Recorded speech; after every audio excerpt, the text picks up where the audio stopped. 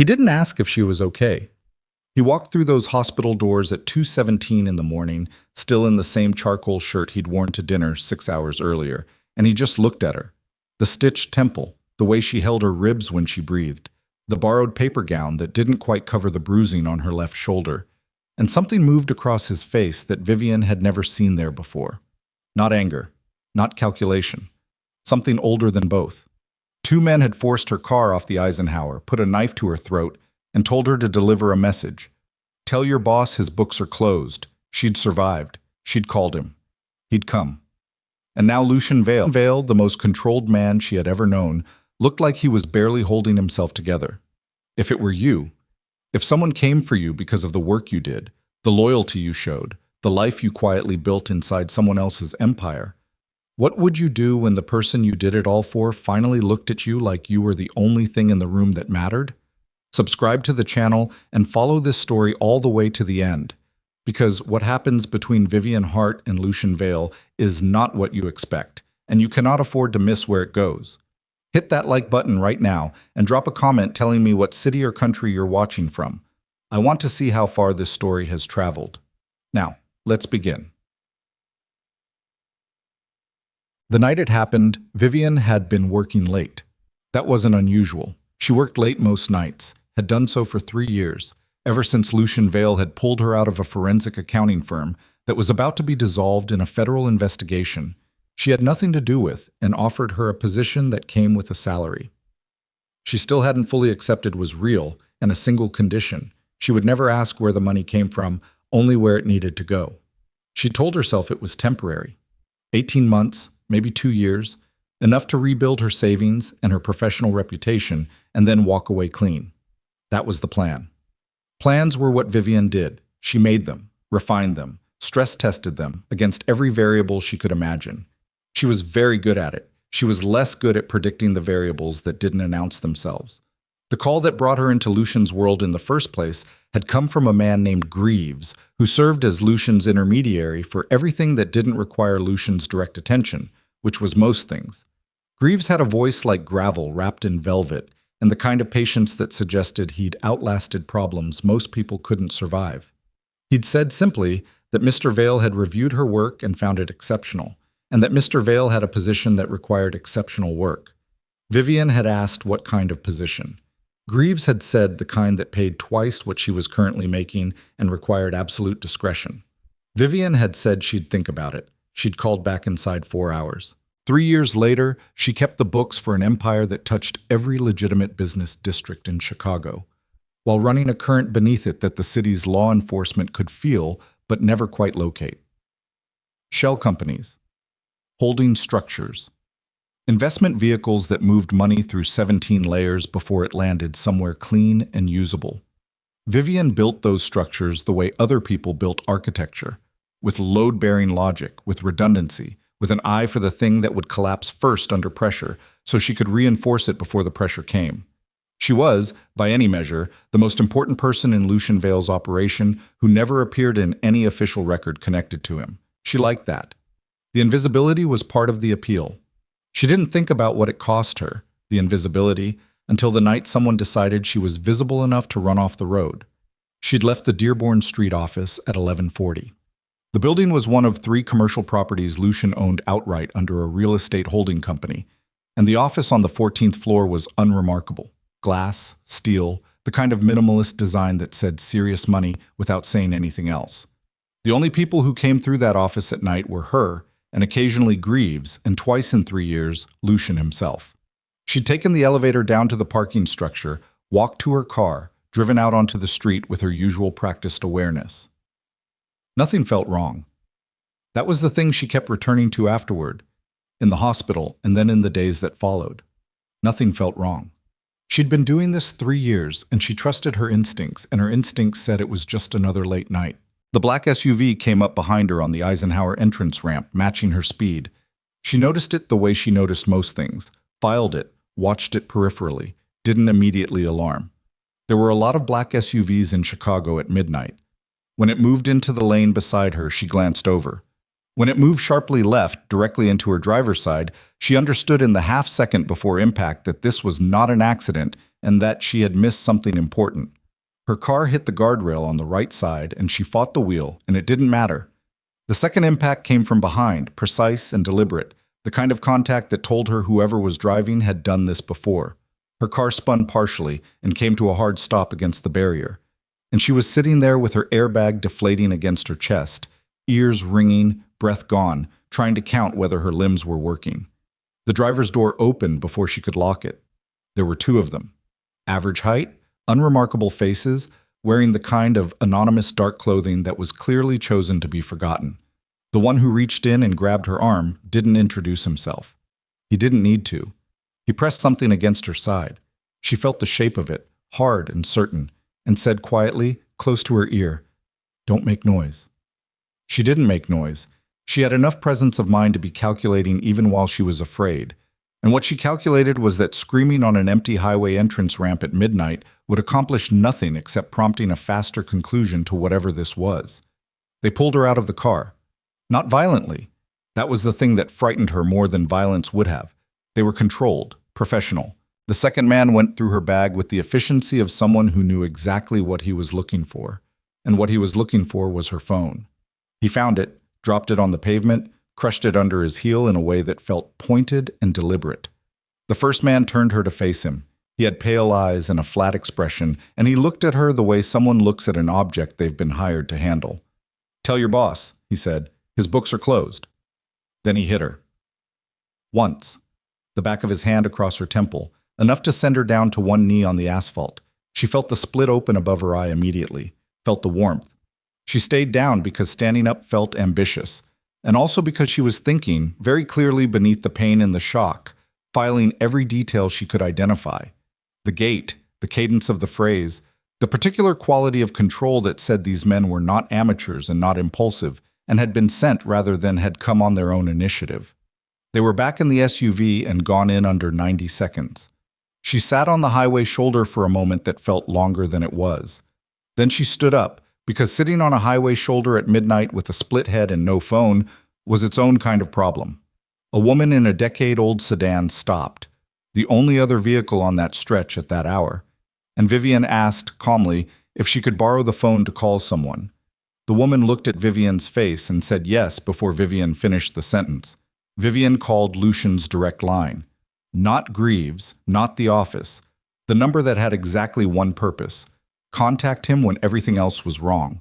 He picked up on the second ring. She said, "I need you to come to whatever emergency room is closest to the Eisenhower and Costner." Her voice was steady. She was proud of that later. He said, "Are you hurt?" Not a question, an assessment. She said, "Yes." He said, "Don't move." She was already moving, walking toward the highway shoulder's edge where there was better light, because even with a split temple and bruised ribs, she found standing still in the dark intolerable. But she understood what he meant. She understood he was coming. 20 minutes.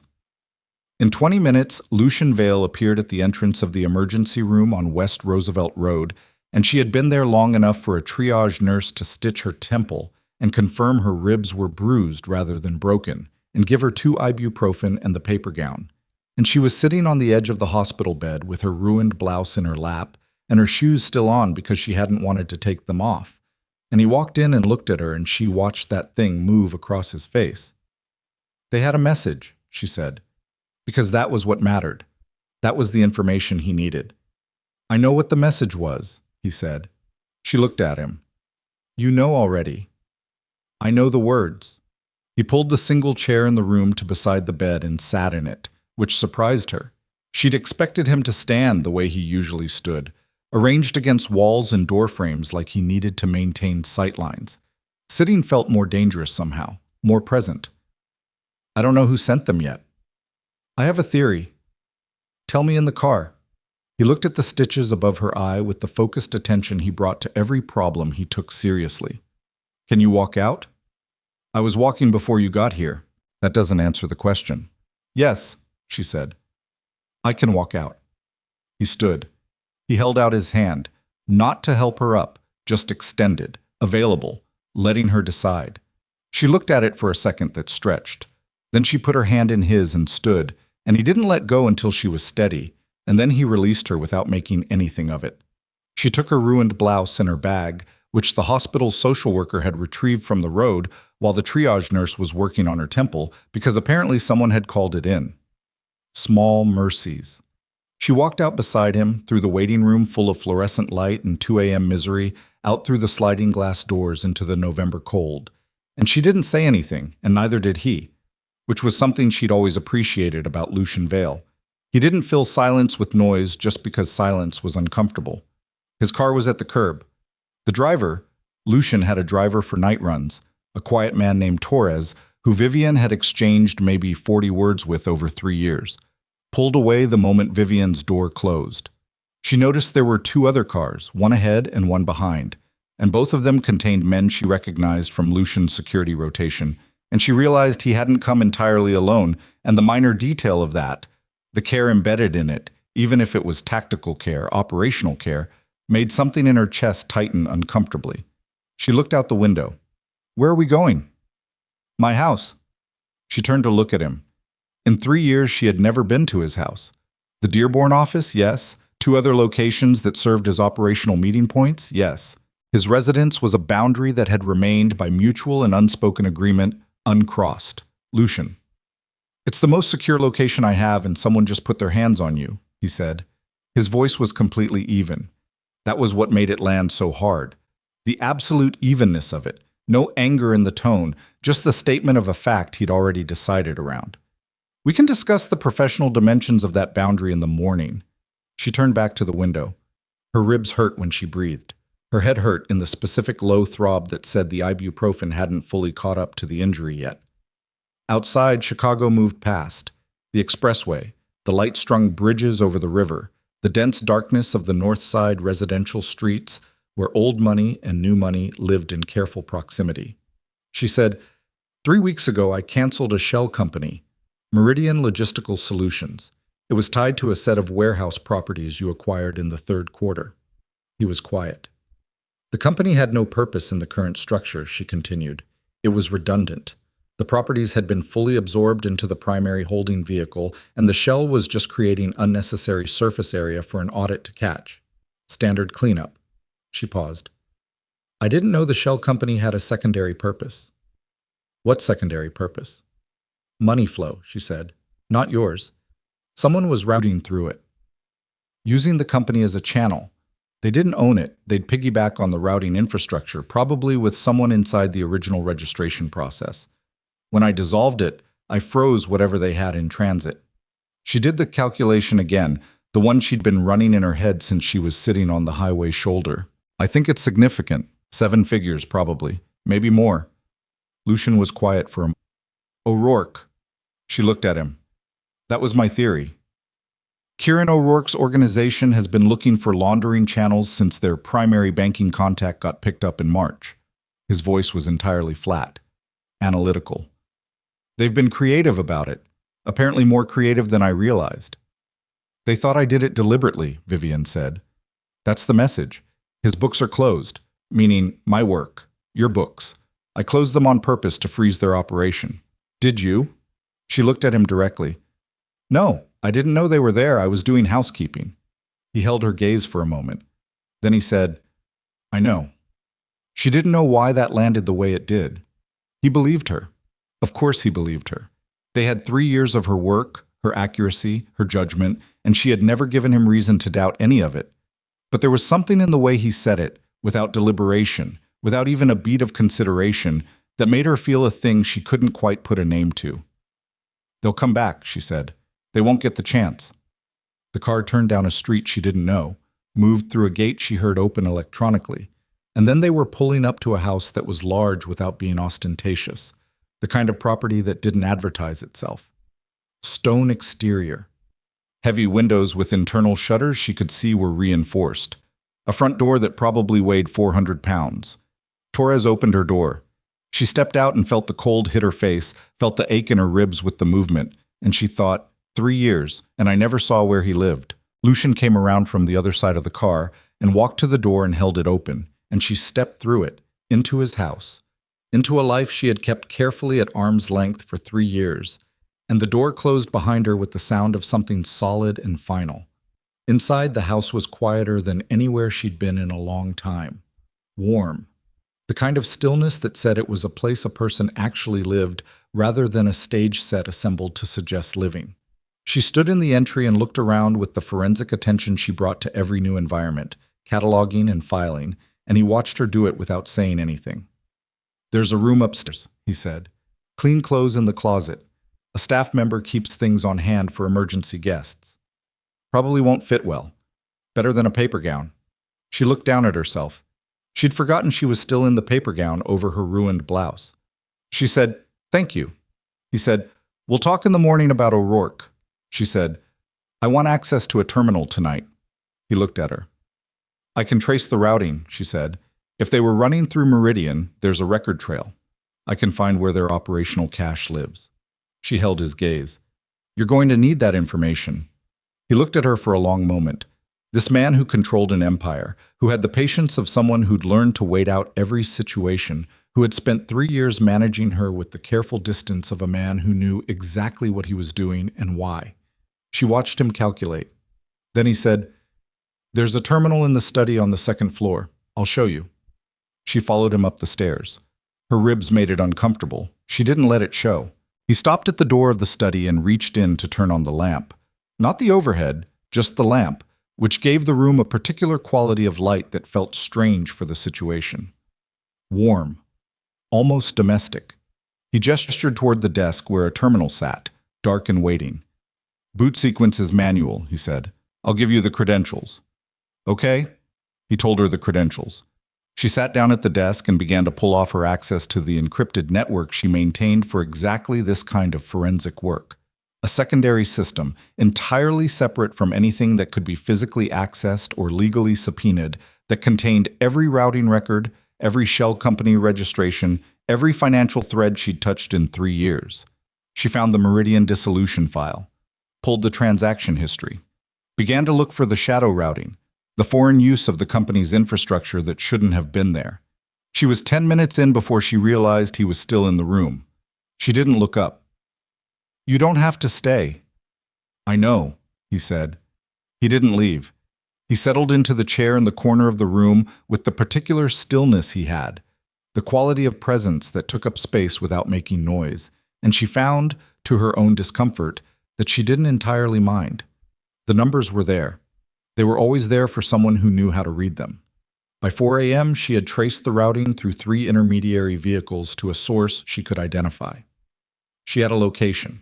She had a sum, 6.2 million, frozen and inaccessible, to Kieran O'Rourke's operation since the moment she'd dissolved Meridian 3 weeks ago, sitting in a suspended account like a grenade with its pin pulled.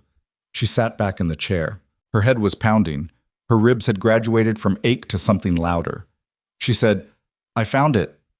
He crossed the room and stood beside her and looked at the screen. She watched him read the numbers, watched him understand what she'd done and what it meant and what the shape of the problem now was. He said, 6 million. 6.2. That's why they didn't just kill you. "Yes," she said. "They need me to undo it. They think I froze it deliberately, and they think I can unfreeze it." She turned in the chair to look up at him.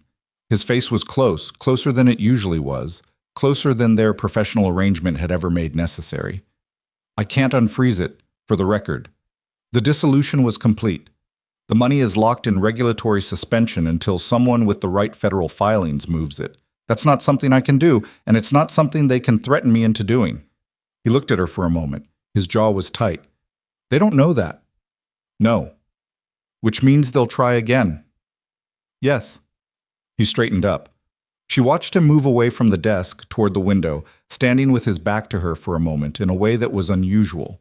Lucian facing away, Lucian with his back exposed, which she knew from everything she understood about him was not something he did lightly. He said quietly, "I'm going to destroy them." It wasn't a threat. It wasn't even anger. Not quite. It was a statement of something that had already been decided, was already in motion in whatever part of his mind handled these things, and the certainty of it was more frightening than rage would have been. She said, "I know, but do it right." He turned to look at her. "Don't hit their people," she said. "Hit their money. Hit their infrastructure. Make it so there's nothing left to run an operation with." She held his gaze. "That's what I can help you with. That's where I can actually give you an advantage." Something shifted in his expression. Not surprise. Lucian rarely looked surprised. Something more careful than that. He said, "Go sleep. We'll talk in 4 hours." She stood from the chair slowly, feeling every bruise as a distinct and separate complaint. She walked towards the door. At the threshold, she stopped without entirely knowing why. She said without turning around, "Lucian, the message they sent, his books are closed." She paused. "They don't know who I am to you." A long silence. He said, "No." She nodded once. She went to find the room with the clothes that wouldn't fit right. She lay down on a bed in Lucian Vale's house with her ruined shoes on the floor beside her, and the lamp still on because she couldn't find the switch in the dark. And she lay there with her bruised ribs and her stitched temple and the particular weight of everything that had shifted in the last 4 hours, and she did not sleep for a very long time. Down the hall, she could hear faintly the sound of Lucian making calls. The war, she understood, had already begun. She woke up before the alarm she hadn't set. The room was gray with early light coming through curtains that were almost but not entirely closed, and for 3 full seconds Vivienne lay still and didn't know where she was. Then her ribs reminded her. The ache came back in a slow wave, starting low on her left side and spreading upward, and with it came everything else. The highway, the SUV, the man with pale eyes, the paper gown, the terminal in the study, Lucian standing at the window saying, "I'm going to destroy them," in a voice like something already decided. She sat up carefully. The clothes on the chair beside the bed were exactly what Lucian had said they'd be. Emergency guest clothes, a staff member's practicality, a dark pullover and slacks that were slightly too long, and a pair of flat shoes that fit well enough to walk in. She put them on. She found a bathroom off the room, looked at herself in the mirror for longer than she usually allowed. The stitches above her left eye were neat, 4 of them, slightly raised. The bruising had come in fully overnight, a wide purple-yellow stain spreading from her temple down across her cheekbone. Her lower lip was split at the corner in a way she hadn't registered at the hospital. She looked, she thought, like someone who'd been handled roughly and survived it, which was accurate. She didn't spend more time on the mirror than that. She pulled her hair back, flat and functional, and went downstairs. The house was already alive in a way that surprised her. The kitchen, when she found it, had 2 men she didn't recognize seated at the far end of a long table with coffee and files, and they both looked up when she entered with the careful attention of people whose job was to notice things. Neither of them spoke. She went to the coffee and poured a cup and stood at the counter and drank it, and they returned to their files, and the whole exchange had the quality of a choreography that everyone knew except her. Greaves came in from a hallway on the left. He looked at her face, the bruising, and something moved in his expression that might have been the closest thing to visible feeling she'd ever seen from him. "Ms. Hart," he said. "Greaves. Mr. Vale is in the operations room. He asks that you join him when you were ready."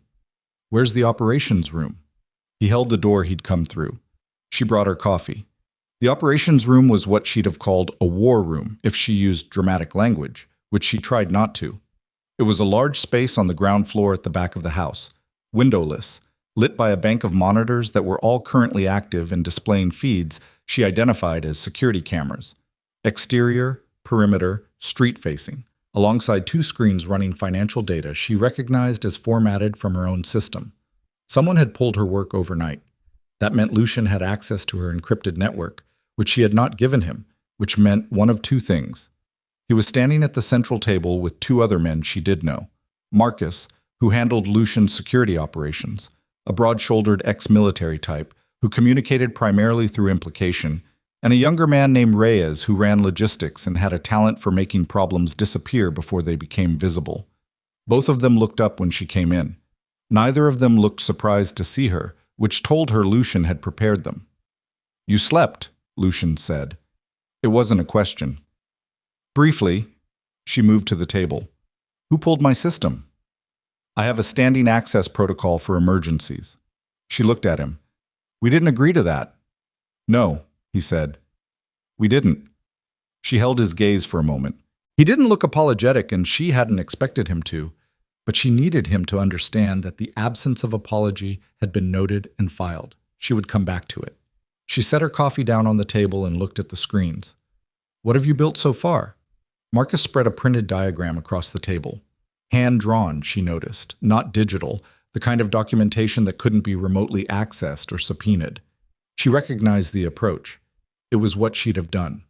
The diagram mapped O'Rourke's organizational structure as Marcus understood it.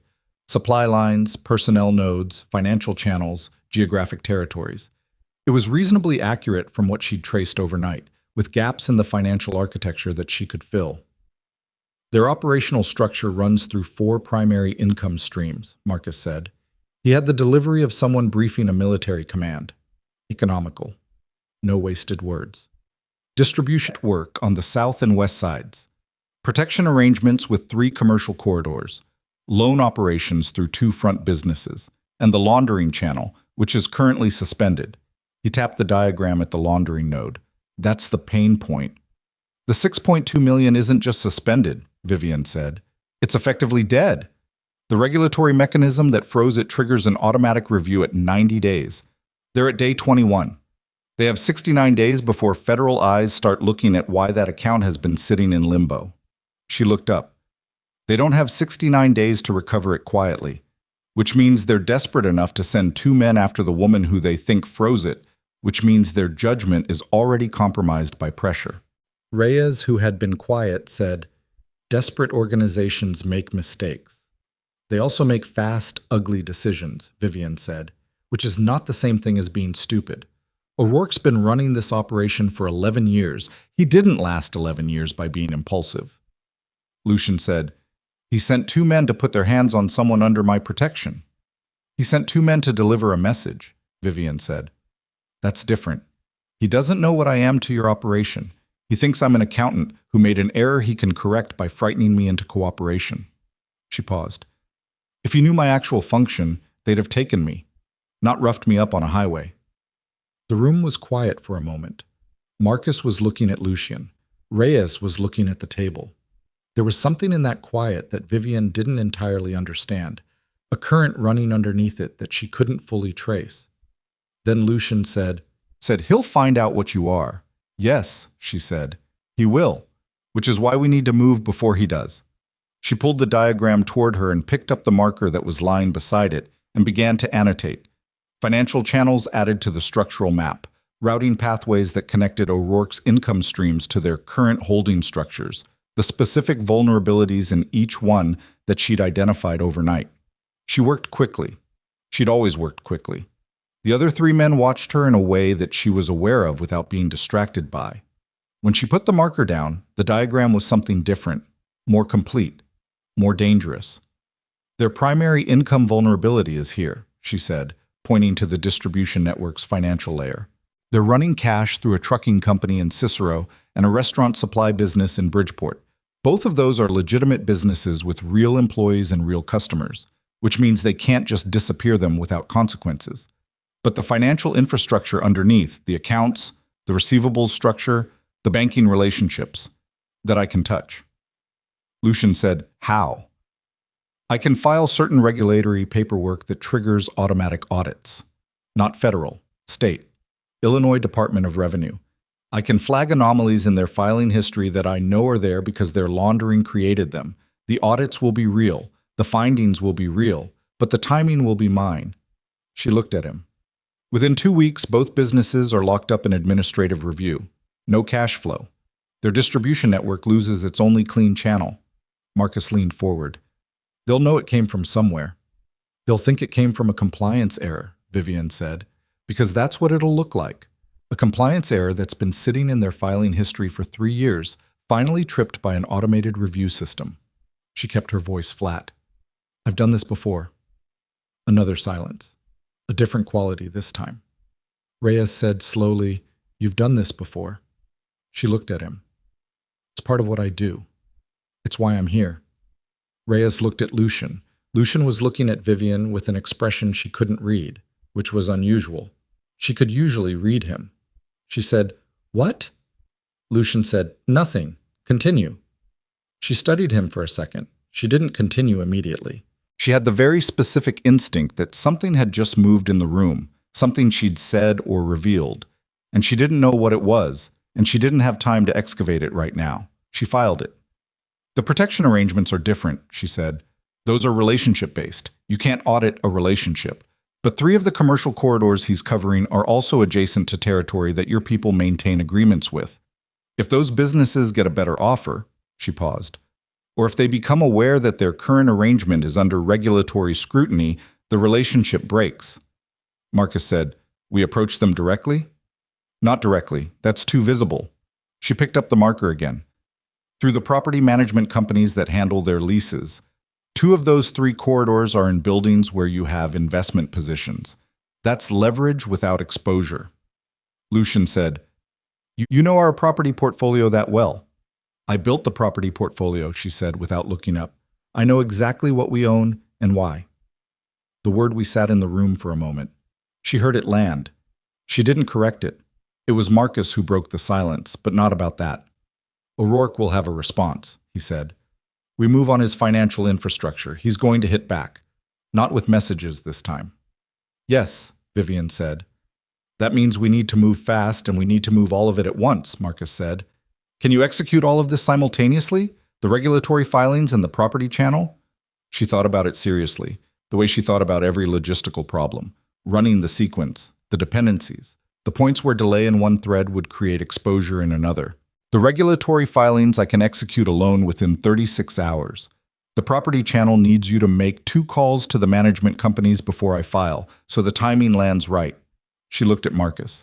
"So yes, if you make the calls today." Marcus looked at Lucian. Lucian said, "Make the calls." Marcus nodded and left the room. Reyes gathered his materials and followed, more slowly, and at the door he paused. "Ms. Hart," he said. His voice had something in it she didn't like. Not hostile. Careful, in a way that felt deliberate. "Welcome to the room."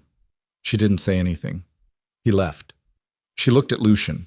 He was still standing where he'd been standing since she came in, at the head of the table, and he was watching her with that unreadable expression, and she'd had enough of not reading it.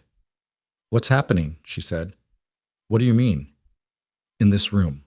With Reyes. That comment, that look. Something is being processed that I'm not part of." She held his gaze. "I'm not an outside contractor you're consulting. I traced O'Rourke's operation in one night with a bruised head and fractured sleep.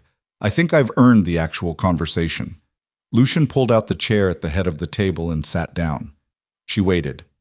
He said, "Reyes has been with me for 9 years. He has concerns when new variables enter the operations room." "I'm not a new variable." "You've never been in the operations room before." She absorbed that. "That's his concern? My location?" "His concern," Lucian said, "is that someone attacked you last night, and that the attack means O'Rourke knows you exist, and that knowing you exist means there's a chain of exposure he hasn't fully mapped yet." He paused. "His concern is about how O'Rourke found you." She went very still. "Say that plainly." Lucian looked at her. "How did O'Rourke know that the Meridian dissolution came from you specifically?" "His men didn't say the books are closed. They said tell your boss his books are closed, which means O'Rourke knows you work for me. He knows you're the one who dissolved Meridian. He knows how to find you on the Eisenhower at midnight." He let that sit. "That's not information that lives on the surface." The room felt slightly colder than it had a minute ago. She processed the implication the way she processed financial anomalies, following the thread backward, upstream, looking for the source. "You think there's someone inside," she said. "I think it's a question. It's not a small question." "No," he said. "It's not." She sat down. Not because she needed to, but because the calculation she was running suddenly required steadiness. Someone had given O'Rourke her name, her role, her schedule. The number of people who had that information was not large. Greaves, Marcus, Reyes, 2 other senior figures she worked with indirectly. And then, the people who serviced her systems, who had physical access to the Dearborn office, who might have seen enough over time to assemble a picture. "The access protocol," she said. "The standing access to my encrypted network that you didn't tell me about." He looked at her steadily. "Who else has it?" she said. A pause. "Greaves." "Anyone else?" Another pause, shorter. It was established 18 months ago. At that time, the authorization included a secondary technical contact for maintenance purposes. Who? He said a name. She knew the name. It was a man named Caldwell, who she'd met twice, who handled the technical infrastructure for Lucian's communication systems, who she'd always found unremarkable in the specific way that unremarkable people were sometimes worth looking at twice. She said, "Where's Caldwell?" "Currently," Lucian said, and his voice had gone very flat. "That's what Marcus is also working on." She looked at him. "You already suspected." "I've had a suspicion since about 4 this morning, and you didn't tell me. I'm telling you now." She stood up. She wasn't angry, exactly. Anger was a temperature, and she was past temperature, into something colder and more methodical. "You're telling me now because I pushed, because I named the thing in the room." She looked at him with the directness she usually kept in reserve. "Lucian, if Caldwell is the source, if he gave O'Rourke my name, my schedule, my role, then O'Rourke also knows what's on my network. He knows my financial architecture. He knows the shape of every structure I've built for you in 3 years. The implications of that settled between them like weight. He doesn't know how to use it," Lucian said. "He doesn't need to use it," she said.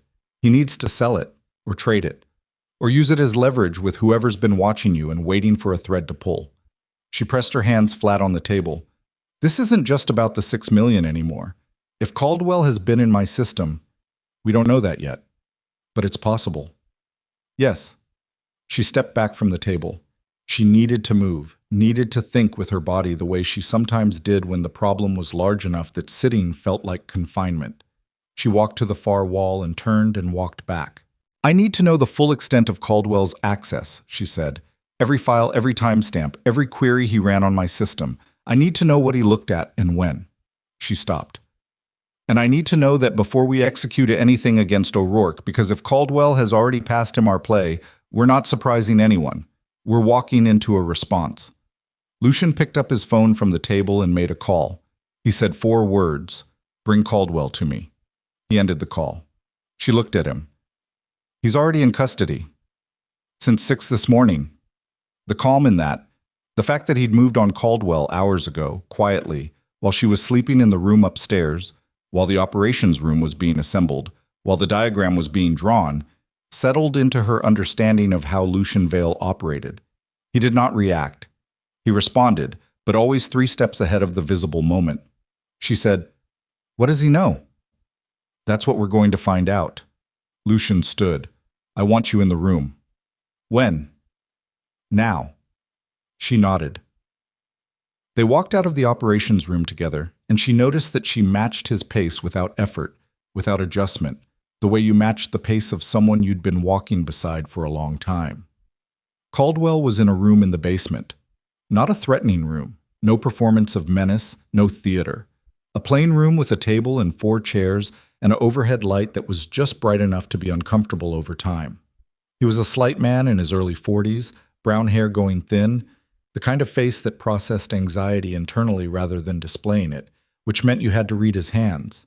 His hands, when Vivienne walked in, were folded on the table with the precise, over-controlled stillness of someone trying very hard not to let them shake.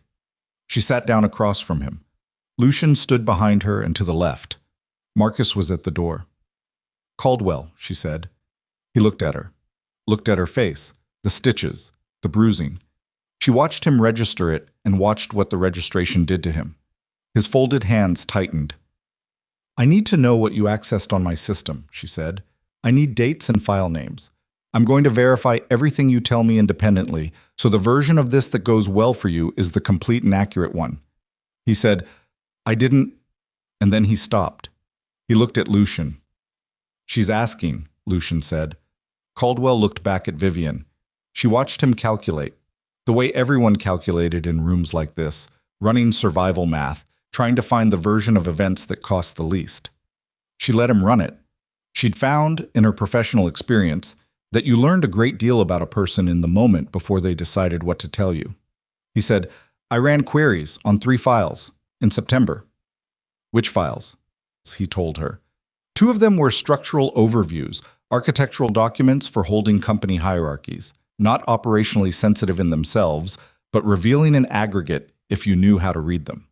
The third was a routing record for a specific transaction series that she recognized immediately as the Meridian Adjacent tick. The documents that would tell you exactly which shell companies were active and which were being phased out. "Who did you give them to?" she said. He looked at the table. "I don't know his name." "What do you know about him?" "He contacted me through a service I use. Private." He paused. "He knew things about my personal finances. He told me what he wanted and said if I cooperated, the things he knew stayed quiet." Blackmail. She looked at Lucian without turning her head, a peripheral glance that she knew he caught. "What did he look like?" she said. "I never met him in person, phone contact only. But the man who picked up the files—" He stopped. "That man I can describe." She pulled a notepad from her pocket. She always had a notepad. She slid it across the table with a pen. "Write it." He wrote. She read it while he was still writing. Average height, heavy build, scar along the jaw on the right side. She'd seen that description before, so in a security report Marcus had filed 4 months ago about a man seen conducting surveillance near the Dearborn building. It had been categorized as low priority. She hadn't seen the follow-up because there hadn't been one. She took the notepad back. She said, "The contact who blackmailed you. Did he ever use a name, a handle, any identifying language?" He said. Caldwell stopped, swallowed. He said to tell anyone who asked that the message came from the East Room. The East Room. She wrote it down. It meant nothing to her. She looked back at Lucian, and this time she turned her head fully, and what she saw in his face was something she'd never seen there before. A controlled, very specific fury, the kind that didn't arrive from surprise, but from confirmation of something feared. He said, "We're done here." She stood. They walked out together, and in the hallway Lucian said nothing for a full 15 seconds, and she let him have the 15 seconds because she understood this was significant. Then she said, "The East Room. It's not a place," he said. "It's a person. Or it was." He started walking. 7 years ago I had a partner. We built the initial structure of this operation together. His name was Daniel Varos. We had a disagreement about the direction of the organization. He left. A pause. The East Room was what we called his section of the operation. His people knew him by it. She said, "You thought he was gone. He's been gone for 7 years. And now he's not." Lucian stopped walking. He turned to face her in the hallway, and the look on his face was the most unguarded thing she'd seen from him in 3 years. Not vulnerable. That wasn't the word. Exposed, in the way that someone is exposed when a fact they've managed arrives at a moment they didn't prepare for. He said, "O'Rourke is not the problem." She said, "O'Rourke is the instrument." Varos is using him, using his desperation, his frozen funds, his anger at you, sending O'Rourke's men so that if anything goes wrong, the trail leads somewhere Varos can afford to let burn. She felt the architecture of it click into place. The Meridian dissolution wasn't incidental. Caldwell's access wasn't opportunistic. The attack on the highway wasn't a message from a desperate criminal about frozen money. It was a first move in a longer game, a game that had been in preparation for some time by someone who knew the empire from the inside and knew exactly where to apply pressure. She said, "He knows everything Caldwell pulled. He knows the structure. He knows the channels." "Yes. He's going to move on the financial architecture, not O'Rourke. Varos." She thought fast, hands at her sides, running sequence. "We have a window. If Varos is still in the setup phase, still using O'Rourke as his forward pressure, he hasn't executed yet. He's waiting to see how you respond to the message." Lucian said, "He expects me to respond to O'Rourke.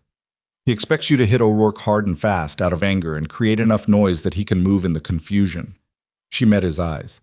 "Which means we don't hit O'Rourke the way he's expecting. We hit Varos. We hit Varos first, through the financial channels. Before he knows we know he's there." She paused. "But I need everything you have on Daniel Varos. Every piece of financial information from those 7 years. Every structure he touched, every account, every business. Because if he built his exit from this operation the way I'd build an exit, and he did, I can already see it in how he structured Caldwell's approach. Then he left himself threads. Back doors. Contingency vehicles." She held Lucian's gaze. "And I am very good at finding threads." He looked at her for a long moment. The hallway was quiet. Somewhere in the house, doors were closing and phones were ringing, and the machinery of what came next was already in motion. But here, in this specific 10 feet of corridor, there was just the two of them and the weight of what had just changed. He said, "If we move on Varos before O'Rourke understands what's happening, O'Rourke becomes unpredictable." Yes, an unpredictable O'Rourke comes after you again. Not with a message. I know. You understand what you're stepping into. She looked at him. This man she'd worked for and beside and carefully around for 3 years. This man who'd come to a hospital at 2 in the morning without being asked twice, who'd sat in a chair in the study while she worked, who'd moved on a trader at 6 a.m. and was only telling her now because she'd made him. She looked at him and understood that he was giving her a chance to step back, to recategorize herself as a financial professional with useful information rather than a participant in what came next. She said, "Bring me the Varos files." Something in his face settled, not relief, something quieter than that, something that looked like recognition. He said, "They're already in the operations room." She said, "Then we should get back to work." They walked back down the hallway toward the operations room, and Vivienne Hart, who had spent 3 years building careful distances and professional boundaries, and the comfortable fiction that she existed safely at the margin of Lucian Vale's world, walked through the door of the operations room with him and understood, with the particular clarity that arrives when a decision has already been made without your conscious participation, that she had stepped across a line she would not be stepping back over. The Varos files were 3 bankers' boxes. That was the first thing Vivienne registered when she walked back into the operations room. 3 standard archival boxes stacked against the far wall. The kind of thing that in any legitimate office would contain tax records or old contracts, completely unremarkable. The specific unremarkability of something that had been stored a long time and not looked at. Reyes was already in the room, standing apart from the boxes with the careful distance of a man who had opinions about their contents. Marcus had returned from wherever he'd gone to make his calls. The monitors were still running. The diagram with her annotations was still on the table. She went to the boxes. She lifted the lid off the first one. Paper. A great deal of paper. Printed transaction records, handwritten ledgers, the kind of documentation that predated the digital architecture she'd built, organized in a way that told her immediately about the person who'd organized it. Not by category, by relationship. Documents grouped not by what they were, but by who they connected. It was an unusual system, one she'd never seen applied to financial records, and she stood there for a moment just reading the organizational logic before she read a single number. "He was a connector," she said, half to herself. Lucian behind her said, "What?" The way he filed things. He wasn't thinking about money as money. He was thinking about money as relationship, every document grouped by the human connection it represented. She pulled a folder. This is how someone thinks when they're building a network, not an empire, a web. She looked back at Lucian. "Did you know he thought that way?" A pause. "We didn't discuss methodology." "You should have." She turned back to the box. "It tells you everything about how he operates now. He's not trying to compete with your organization. He's trying to reattach to it. Every move he's made, Caldwell, O'Rourke, the Meridian angle, it's all designed to insert leverage points, not to destroy you, to become necessary to you again." The room was quiet for a moment. Marcus said, "That's the more patient play than I'd have credited him with." 7 years, Vivienne said. "He's had 7 years to be patient." She pulled a second folder and spread the contents on the table. "When did he leave? The specific date?" Lucian said, "October 14th, 7 years ago." She was already scanning the transaction records. "What was the disagreement about, the one that caused him to leave?" Another pause, longer this time. She looked up. Lucian's expression was flat in the way that meant something was being managed. "He wanted to expand into areas I wouldn't touch, certain supply categories." She understood what that meant without requiring specifics. "He wanted to move product you considered out of bounds." "Yes." "And when you refused, he said I was sentimental, that I was letting a moral preference cost us significant revenue." Lucian's voice had the quality of someone reciting something memorized a long time ago. "I told him the organization would not go in that direction. He left." "He didn't leave," Vivienne said. "He withdrew. There's a difference." She tapped the documents.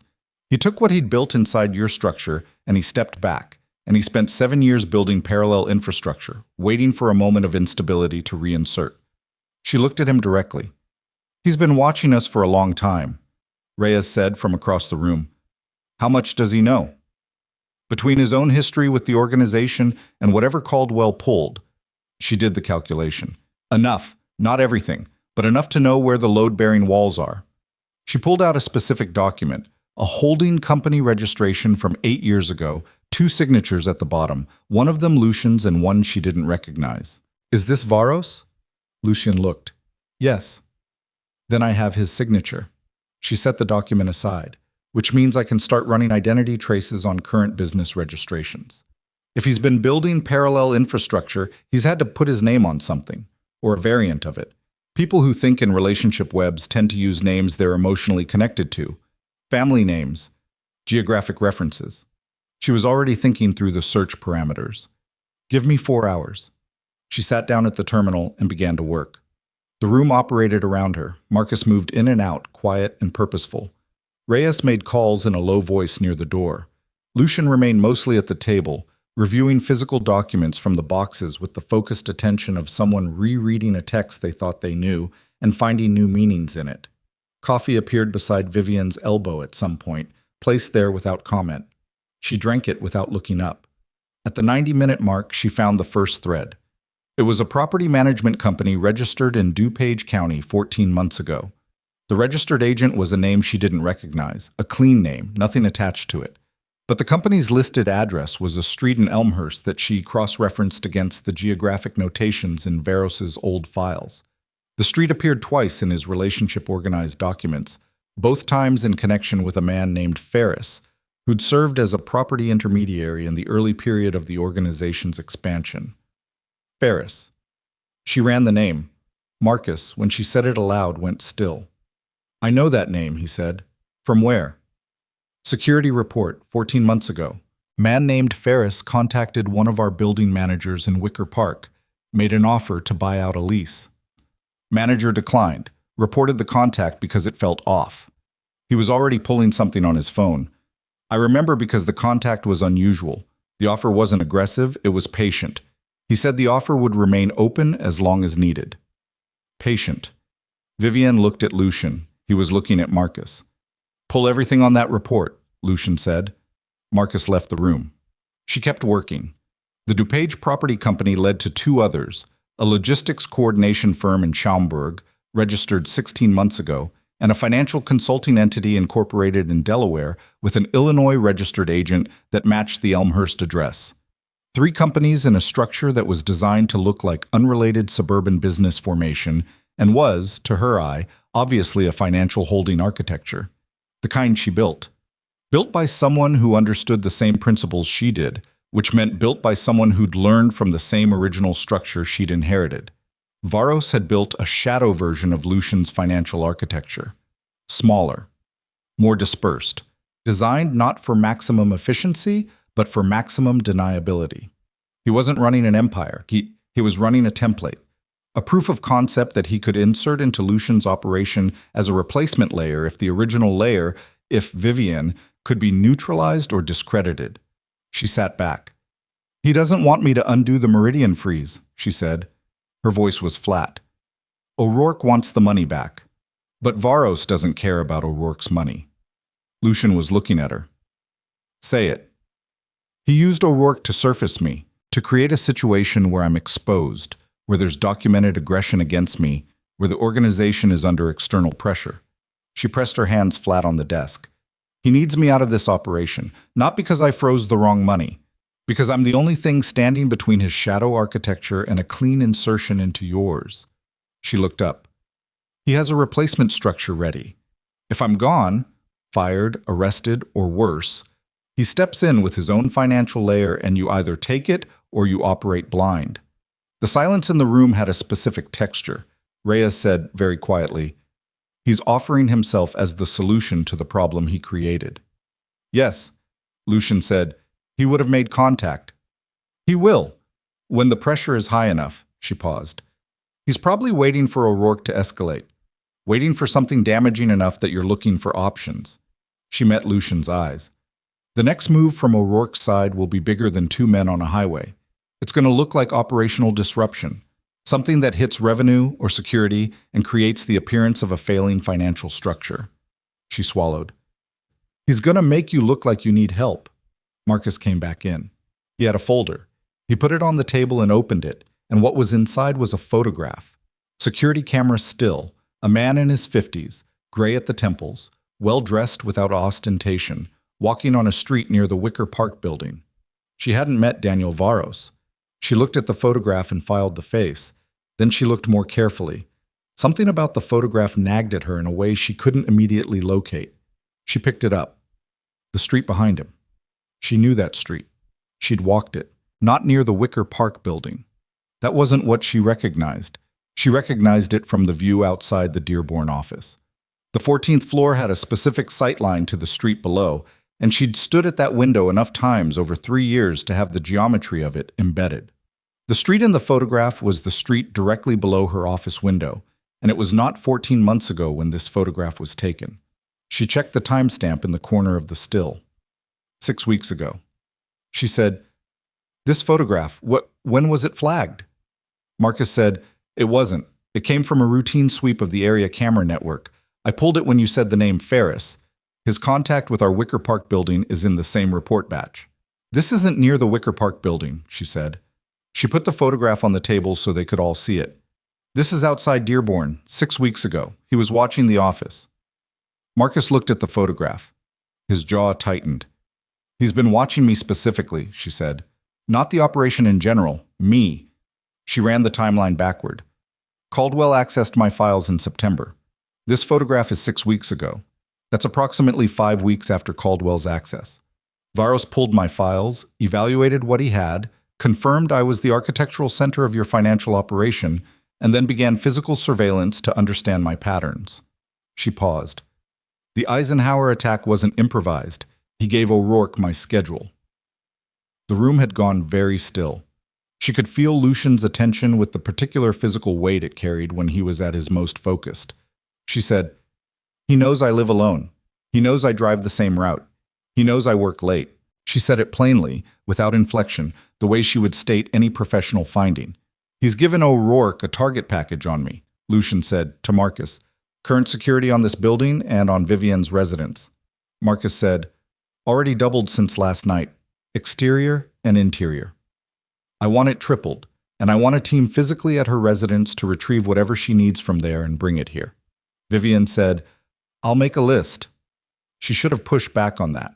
3 years of maintained independence, professional distance, the careful architecture of a life that existed adjacent to Lucian's world without being entirely inside it.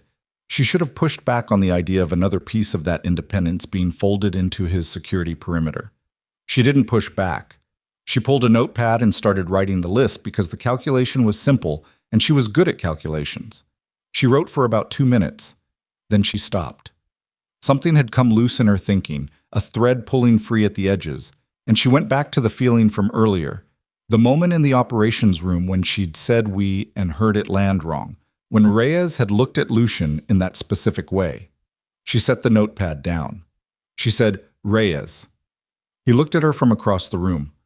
"When I said I'd done this before, the regulatory filing strategy, flagging anomalies to trigger state audits, you looked at Lucian, not with skepticism, with something else." She held his gaze. "What did that look mean?" Reyes glanced at Lucian. Lucian said nothing. She said, "Don't look at him. I'm asking you." Reyes was quiet for a moment. He had the quality of a man weighing which version of honesty was survivable. Then he said, "There was a situation 2 years ago, before your time, before your full integration into the operations side. A business in Pilsen. Legitimate business. Small. A print shop. Family-owned. They were adjacent to a property acquisition we were making, and they were the one holdout, the one signature we needed to complete the purchase. Someone filed a regulatory complaint that triggered an audit. The business lost 6 months of operation and eventually sold." She waited. "The complaint was filed using techniques that looked like your work," Reyes said. "The same style, the same flagging methodology. We assumed at the time it was a coincidence, an internal compliance issue the business had that surfaced on its own." He paused. "But the timing was very precise. and the style was specific. She said, "You thought I did it, to push the acquisition through." "It was considered," Reyes said carefully. She turned to Lucian. She kept her voice level with the effort of someone who had learned to keep their voice level in difficult professional situations. "Did you think I did it?" Lucian said, "It was considered and dismissed." "By whom?" "By me." "Why?" "Because the acquisition was not something I'd prioritized, and you had no incentive to accelerate it." His voice was even. "And because the methodology, when I looked at it, was a version of your approach but not a precise match. Close enough to suggest familiarity with your work, not close enough to be yours." She processed that. "Varos," she said. "That's what I believe now." "He's been studying my work for longer than Caldwell's access in September." She felt the full shape of it arriving. Not the sharp shock of sudden revelation, but the slow, cold settling of something large. "He had access to my work before Caldwell, or he had someone else who did earlier. He built his shadow architecture by modeling mine." She stood up from the desk. "How long has he been modeling it?" Lucian said carefully. "That's what I need to determine." "That's not an answer." "It's the honest one." He met her eyes. "I don't know how long he's been inside our systems. I know it's longer than September." She turned away from him.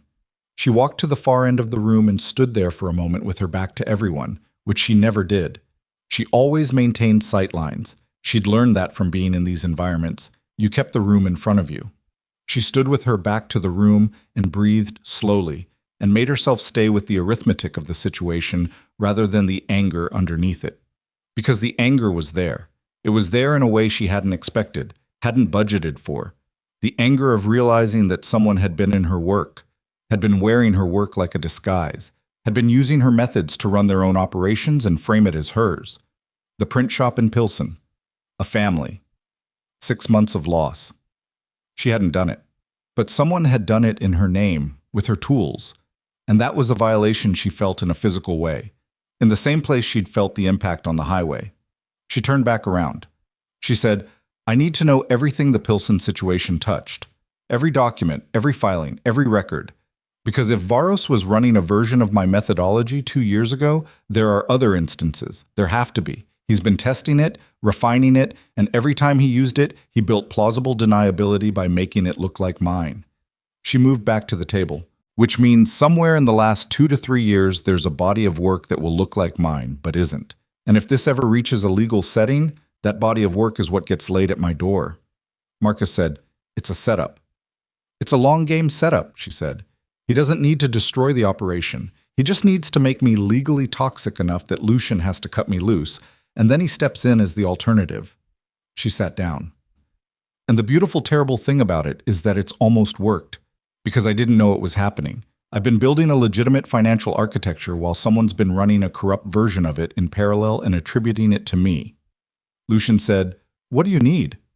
"Access to every regulatory filing made in the greater Chicago area in the last 3 years that used the specific flagging methodology. That's a searchable parameter. I know what my approach looks like in the filing data, and I know what a copy of it looks like. There will be differences, small ones, but I'll find them." She paused. "And I need to know if O'Rourke has made contact with Varos directly, or if they're operating through intermediaries, because that changes how we approach the next move." She said it cleanly and practically, and with the full professional composure she'd spent years building, and she meant all of it, and underneath all of it was the understanding that the situation had just expanded from a territorial dispute with a desperate criminal organization into something that had been engineered for years, specifically and patiently, with her at the center of it. That was when the alert came through. It came through on Marcus's phone first. A short vibration, then a call he took immediately, turning away, his voice dropping. Then on Reyes's phone, then on the monitor feed in the top left corner, where the exterior camera showing the street outside shifted. The image didn't change, but a small indicator light in the corner went red. Marcus ended his call. He looked at Lucian. He said, "The Dearborn building." Vivienne felt it before Marcus said the next part. She felt it the way you feel a drop in air pressure before a storm.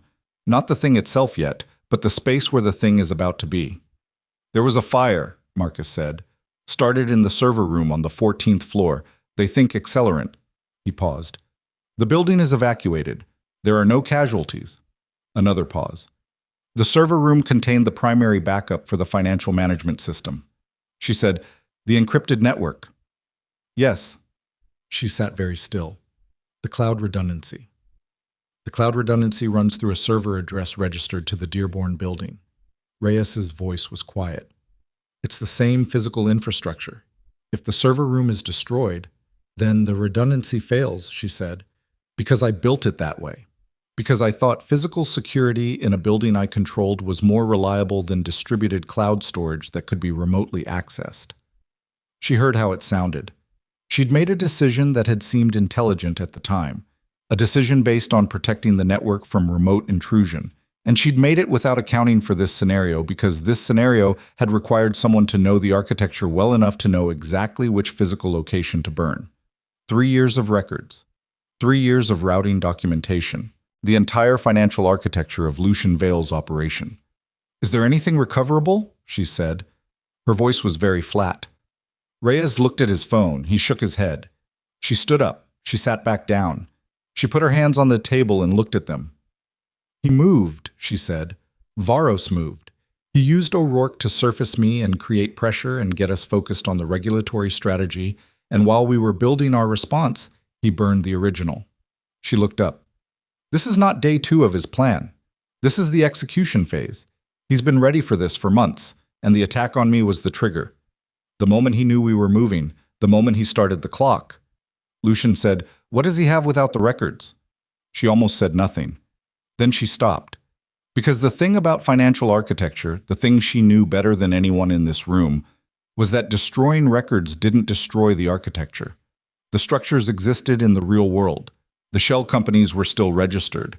The holding vehicles were still active. The bank account still existed. What the records did was provide the roadmap, the organizational logic, the thread that connected everything and made it navigable. Without the records, she could still rebuild. It would take months, but she could do it. Varos knew that. He was not an idiot.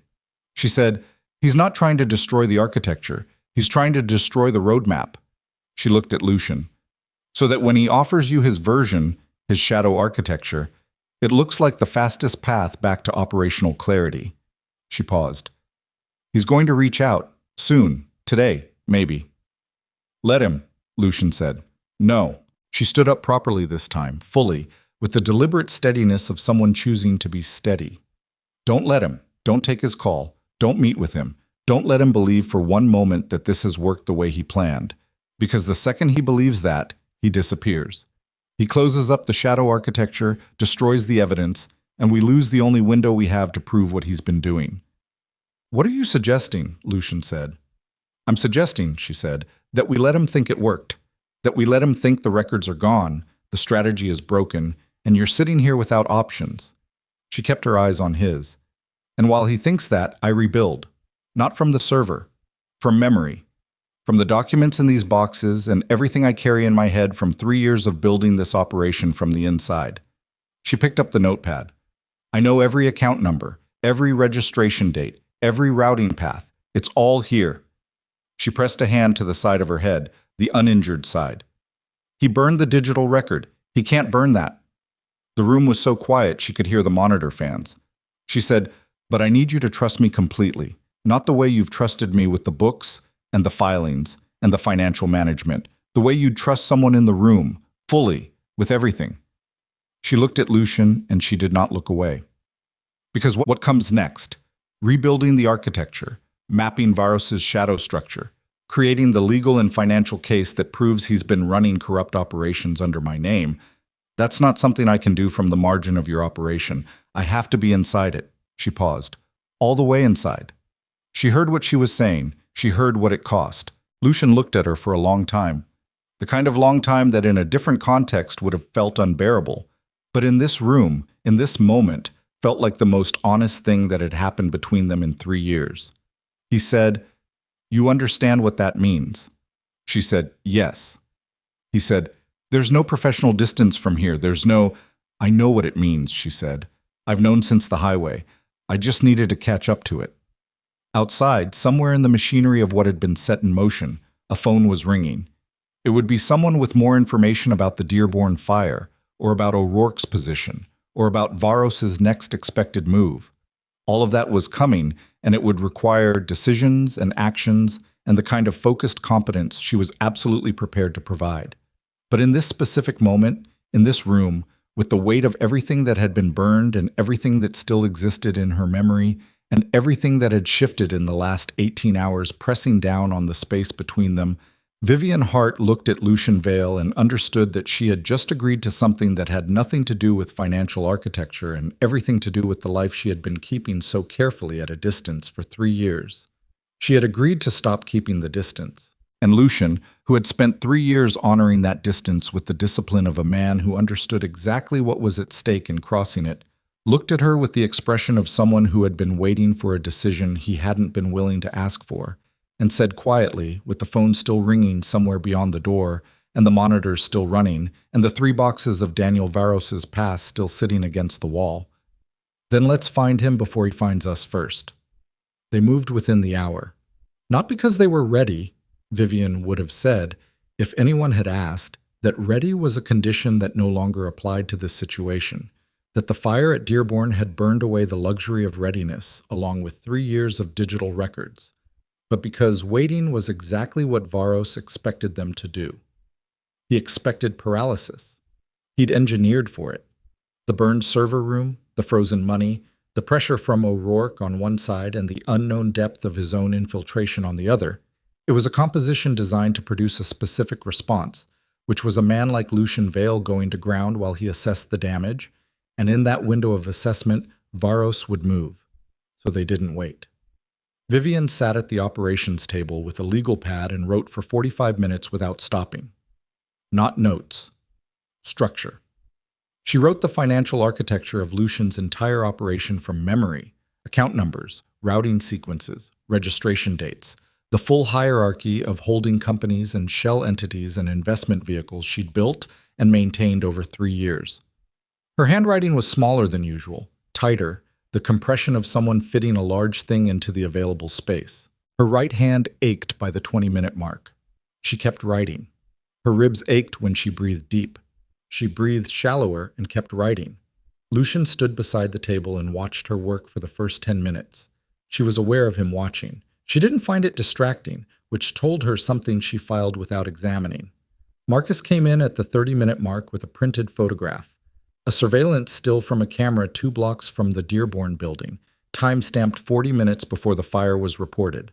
A man she didn't recognize, walking with purpose, carrying nothing visible. Average build, nondescript clothing. Marcus put it on the table without comment. She glanced at it, noted it, kept writing. At 45 minutes, she put the pen down and flexed her hand and looked at what she'd produced. 11 pages of dense, precise notation. Not the full architecture, that would take days, but the skeleton, the load-bearing structures, the accounts that moved the most money and the holding companies that contained the most exposure. She said, "This is the priority tier. Everything here, if Varos gets access, can be weaponized." She looked up at Lucian. "We need to move these accounts before he can. I can file the transfer documentation manually.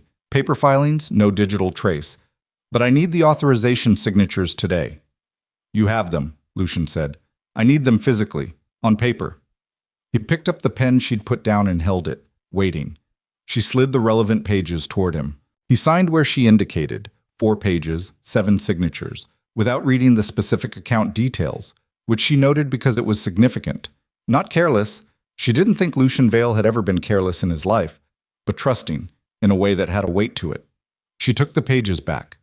"Marcus, I need a courier who doesn't use digital communication. Physical delivery only. 3 locations." She named 3 financial institutions and their specific department contacts. "These go today, before close of business."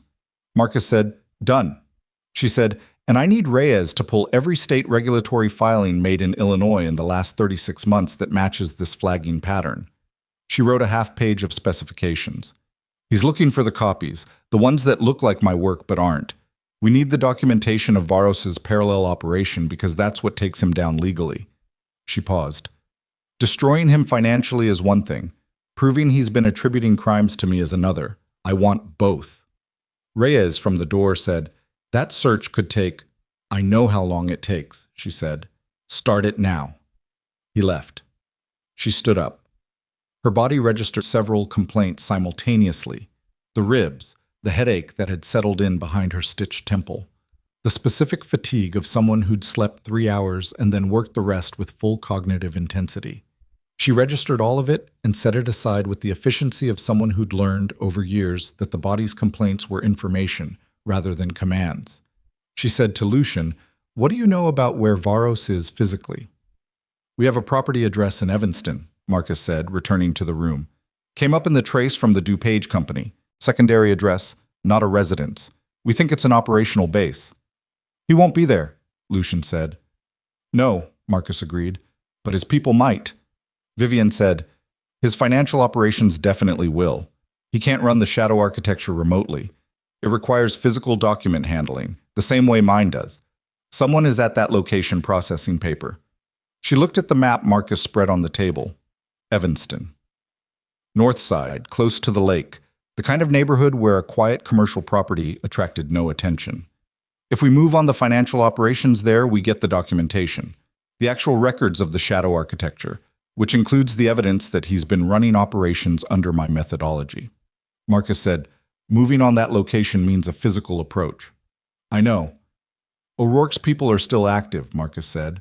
"We don't know where they are in relation to Varos. If they're operating together." "They're not," Vivienne said. "Varos is using O'Rourke. That is not the same as trusting him. He would not give O'Rourke the location of his operational base." She was certain of this in the way she was certain of financial logic. It followed from the nature of the relationship. O'Rourke is a tool. Varos keeps his tools in a separate drawer. Lucian said, "We go to Evanston." Marcus said, "When?" Lucian looked at Vivienne. She said, "Now, before the courier delivers those filings, because the moment those accounts start moving, anyone watching the financial infrastructure will see the activity and know we're not paralyzed." She paused. "We have maybe 4 hours of Varos believing he has the upper hand." 4 hours, Lucian said. He looked at Marcus. "Get the teams." "Already on the phone," Marcus said, and walked out. She looked at Lucian.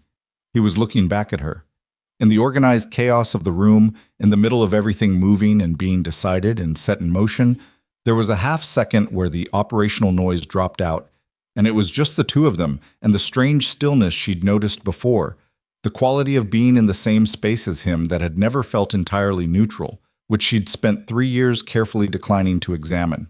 She said, "I'm going." He said, "I know." She'd expected an argument. The absence of one told her something about where they'd arrived, that he understood she wasn't asking permission. They left in 2 vehicles 15 minutes later. Vivienne was in the second vehicle with Reyes, who had handed off the regulatory search to 2 other people and was now quiet in the front passenger seat, his phone face down on his knee, his hands loose in the particular way of someone conserving tension for when it was needed. She sat in the back with a copy of the legal pad pages, reviewing, cross-referencing in her head against what she knew of Varos's shadow structure. The drive to Evanston took 22 minutes. She used all 22. The property was a commercial unit on the ground floor of a 3-story building, the kind of anonymous mixed-use structure that appeared in blocks throughout the north suburbs, retail below and residential above, everything about it designed to be overlooked. The unit in question showed a small sign for an import coordination company that she recognized from the DuPage filing chain. The lights inside were on. They parked 2 streets away. Lucian came back to her vehicle. He crouched at the open door, level with her, his voice low. Inside, it looked like what it claimed to be for approximately the first 5 feet. Then it did. The front room had a desk and a phone and a filing cabinet that were clearly props. The desk drawers were empty. The phone wasn't connected.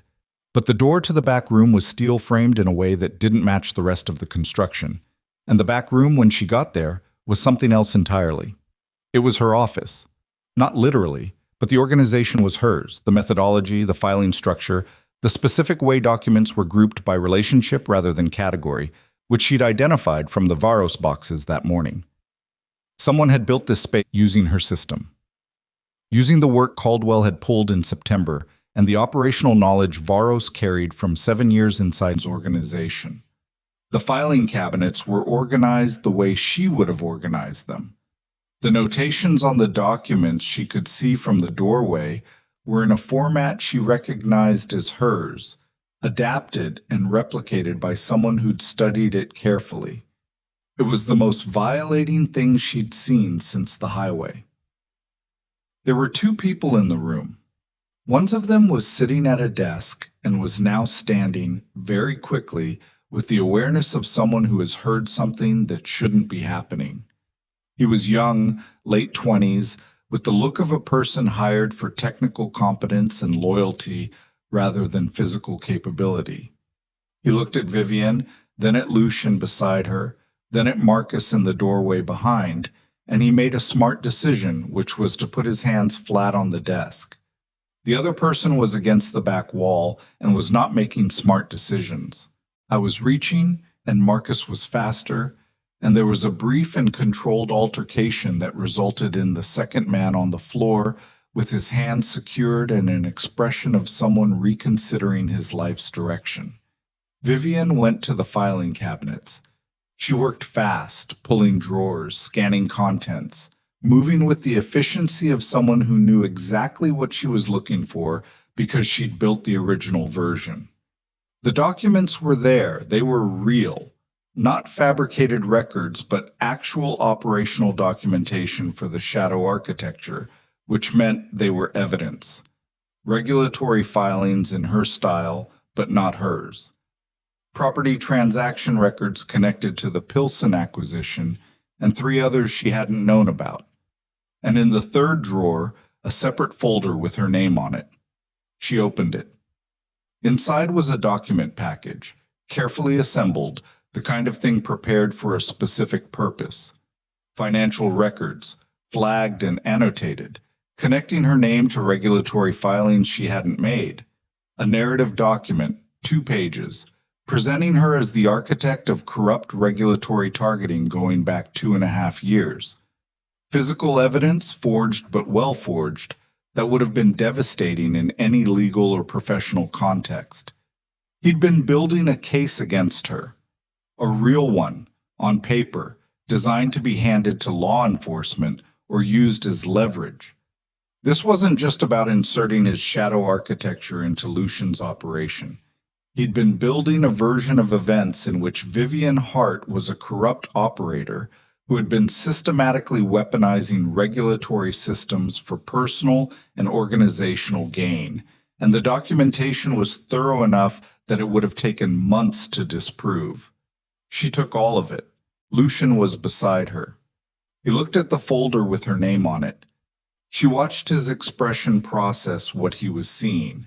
The forged records, the narrative document, the deliberateness of the assembly. He said, in a voice she'd never quite heard from him, very quiet and very specific, he was going to hand you to the federal authorities. Yes, she said, or use the threat of it as leverage. She closed the folder. Depending on how the conversation with you went. What conversation? The one he's been planning to have, the offer. She tucked the folder under her arm. He would have come to you with 2 things, the shadow architecture as the solution to your operational crisis, and this as the reason you couldn't keep me. Clean house, he'd say. Let her go before she becomes a liability. Here's the documentation of what she's been doing. She met Lucian's eyes. And then in one move, he removes the obstacle, inserts himself, and positions himself as the person who saved the operation from its own financial manager. Lucian said nothing for a moment. Then, we need to find him, not his office. Him. Yes. The boy at the desk, Lucian said without raising his voice or looking away from her. Marcus. Marcus said, I have him. Where is Varos? The young man at the desk, who had been standing very still with his hands flat and his breathing controlled, said, I don't know. Marcus said, in the tone of someone who has asked a question for the last time, try again. The young man, he really was young, she thought, 26 at most, The age she'd been when she was building something she thought was legitimate and was realizing wasn't. The young man said, "He has a location on the lake. He goes there when something is in execution phase. He called it the close position." He swallowed. "I have the address on my phone." "Your phone," Marcus said. The young man looked at the desk. "In the drawer." Marcus retrieved it. He read the address off the screen. He looked at Lucian. Vivienne said, "How long has he been in execution phase?" The young man said, "Since last night, since the message was delivered." He was looking at her face, at the stitches, and she could see him making the connection and not liking it.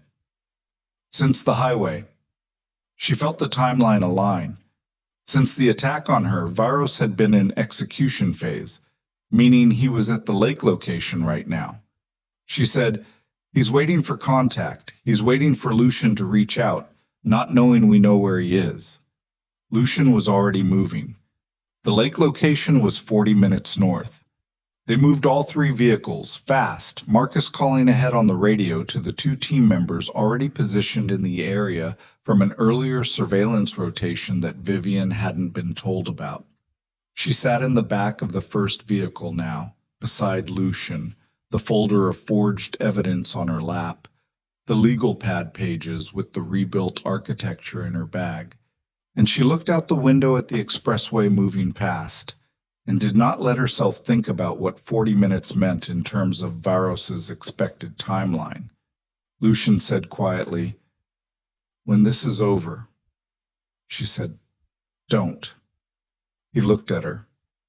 "Not yet," she said. "Stay in it with me until it's done."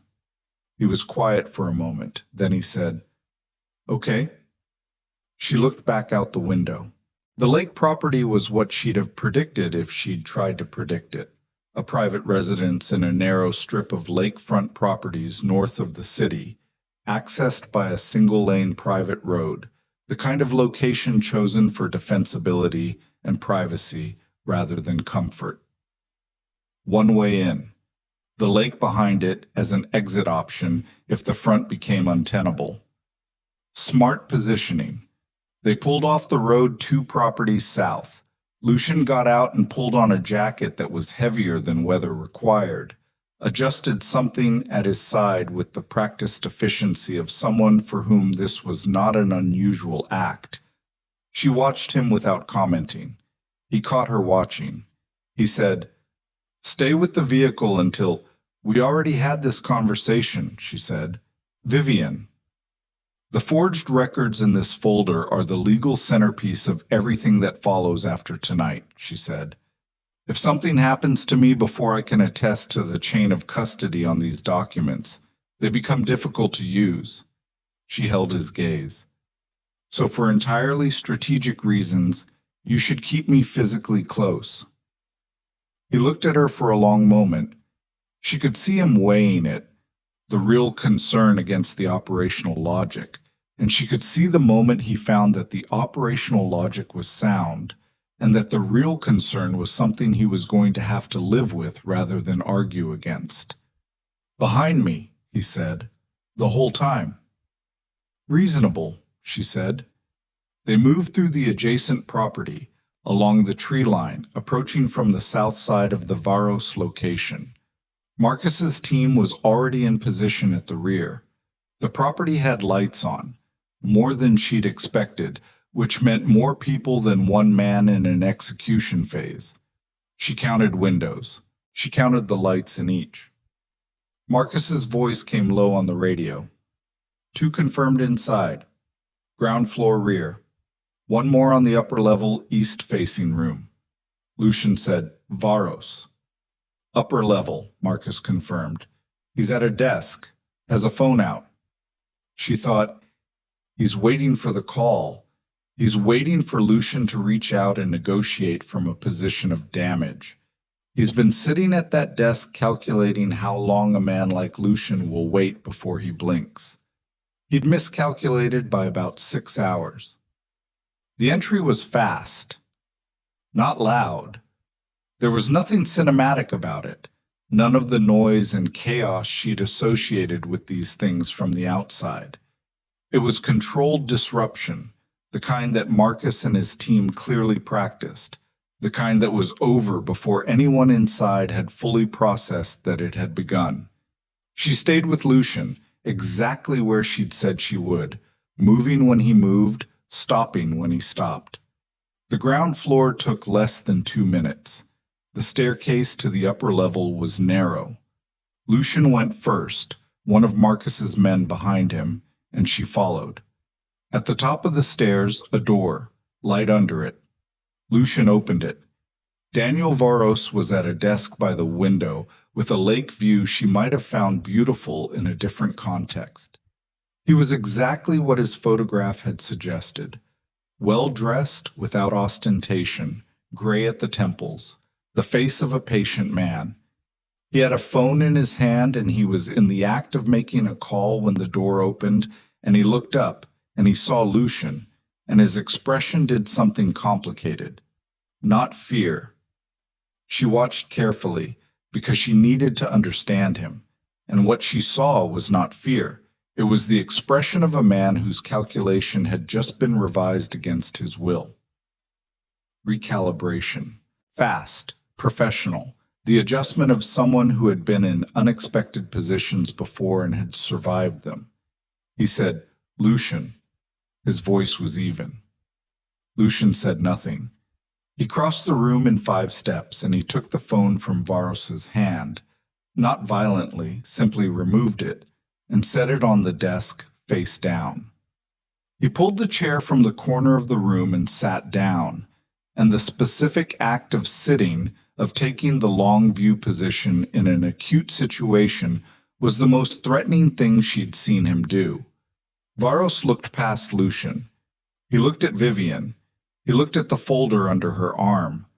Something shifted in his face then, something smaller and faster than the recalibration, something that moved through and was gone. She identified it with precision. It was the expression of a man recognizing that the play he'd spent months building had been taken apart by the piece he'd underestimated. She said, "You studied my work for 2 years." He looked at her. "I found the copies," she said. "All of them. The Pilsen filing. The 3 others. I found the folder with my name on it." She didn't move closer to him. She stayed where she was, at the door, with the folder in her arms. "You built a very accurate replica of what I do, close enough to fool someone who wasn't looking at the specific details, not close enough to fool me." Varos said, "You're more impressive in person than on paper." His voice was conversational, genuinely. "I've been reading your work for 2 years, and I still underestimated the memory." "Most people do," she said. Lucian said, "O'Rourke." Varos looked at him. "What about him?" "You used him." "I solved his problem," Varos said. "That's not the same as using him. He needed a channel. I needed a mechanism. We had a mutually functional arrangement. Until your mechanism put its hands on someone under my protection," Lucian said. His voice was very flat. Varos was quiet for a moment. He looked at Vivienne again. She watched him recalibrate further, revising his understanding of what the situation had become, what the relevant facts were. He said, "I didn't authorize them to touch her." Lucian said, "You gave them her schedule." "I gave O'Rourke information," Varos said carefully. "What he did with it is a distinction," Lucian said, "that I don't accept." The silence that followed was dense. Varos sat very still. He had the quality of a man who had survived previous difficult rooms by reading them precisely, and she could see him reading this one. Lucian's stillness, Marcus at the doorway, the folder in her arms. He said to Vivienne, "The forged records." "Yes," she said. "You understand they were for leverage only. I would not have used them," she said. "I know. because using them would have required explaining to federal authorities why you had them, which would have raised questions you couldn't answer. She paused. They were for Lucian, a private negotiation. Show him the documentation, offer him the shadow architecture as a replacement, present me as a liability he needed to cut. Clean and quiet. Varos said after a moment, "You would have been cut, but you would have been safe." She said, "You don't get credit for that." He looked at her with an expression that might have been, in a different context, respect. "No," he said. "I suppose I don't." Lucian said, "Where is O'Rourke now?" Varos said, "At this point, probably wondering why he hasn't heard from me." He paused. He was expecting a signal. If the signal doesn't come, he moves on his own, Marcus said from the door. "He's desperate," Varos said. Desperate people move when they stop receiving direction. Lucian looked at Marcus. Marcus was already on the radio, low and fast, running coordinates. Vivienne said, "O'Rourke doesn't know where we are." "He knows where you were," Varos said quietly. "The Dearborn building." He had the address as a secondary target, in case the first approach didn't produce results. If he's been watching the building since the fire this morning, she felt the understanding arrive. "He'll have seen us leave," she said. "Multiple vehicles, operational formation. He'll know something changed." She looked at Lucian. "He doesn't know about Varos, and he doesn't know his operation has been dismantled. From his perspective, he made a move last night. He burned the server this morning, and now your organization is in crisis and moving. He'll think this is his window." Lucian stood. He looked at Varos. He said, with the flatness of a final statement, "You are going to give Marcus everything. Every record from this location, every financial document, every communication with O'Rourke. Everything." Varos said, "And in return?" Lucian said, "In return, the story of what you've built here doesn't reach the people who would be most interested in it." Varos considered this for exactly 4 seconds. 4 seconds was fast for a decision of that magnitude. It told her he'd already run the math on this contingency and knew what the acceptable outcome looked like. He said, "Everything." Lucian turned. He said to her quietly, "We need to move. O'Rourke." His phone went off. Not a call. An alert. He looked at the screen and his expression did the thing she now recognized. That controlled tightening, information arriving and being processed faster than it showed. He said, "O'Rourke's people just hit the estate." Her stomach dropped. "Torres got everyone out," Lucian said, still reading. "Building is secure, but they're on the perimeter." He looked up. "He's not trying to take the estate. He's trying to draw us back. To split us from the financial documentation," she said immediately.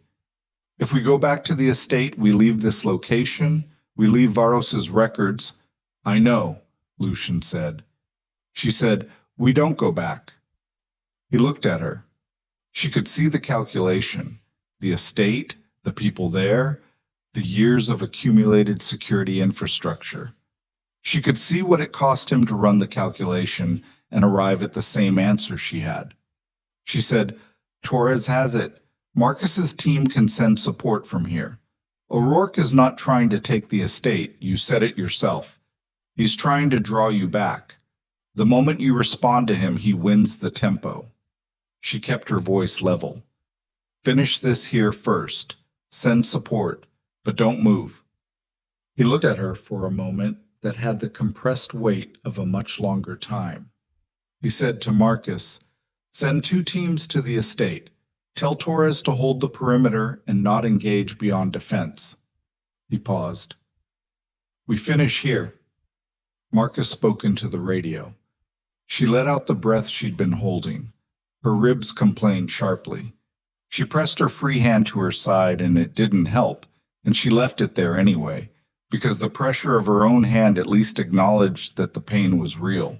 Outside, through the window behind Varos's desk, the lake was dark and enormous and completely indifferent, and somewhere in the city behind them, O'Rourke was making his last miscalculation, and the empire that Lucian Vale had spent years building and Vivienne Hart had spent 3 years holding together in the dark was either going to survive the next 2 hours or it wasn't.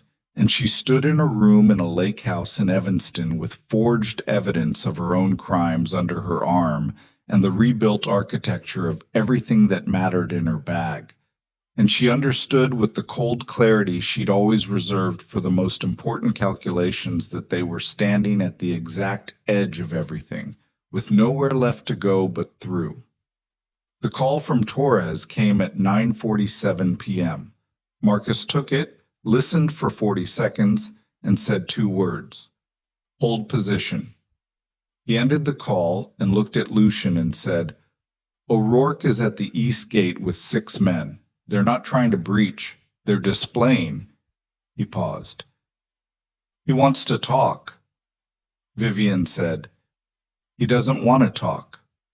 Marcus looked at her. He wants Lucian at the gate, she said. Visible. Outside the perimeter. He's been losing everything for 3 weeks, and the last 24 hours have been the kind of chaos that makes a desperate man reach for something direct and physical because the financial and logistical levers have all failed him. She looked at Lucian.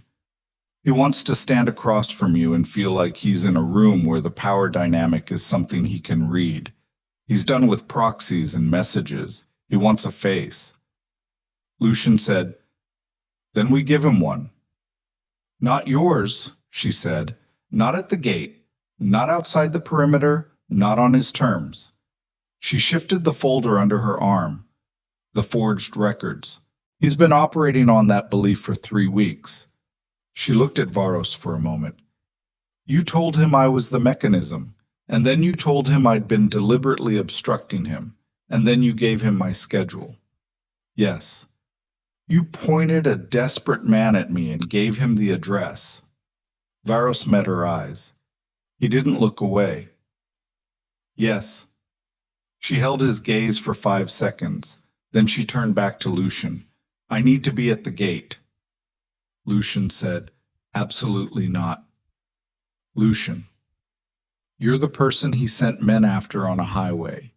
You're the person he believes is holding his money.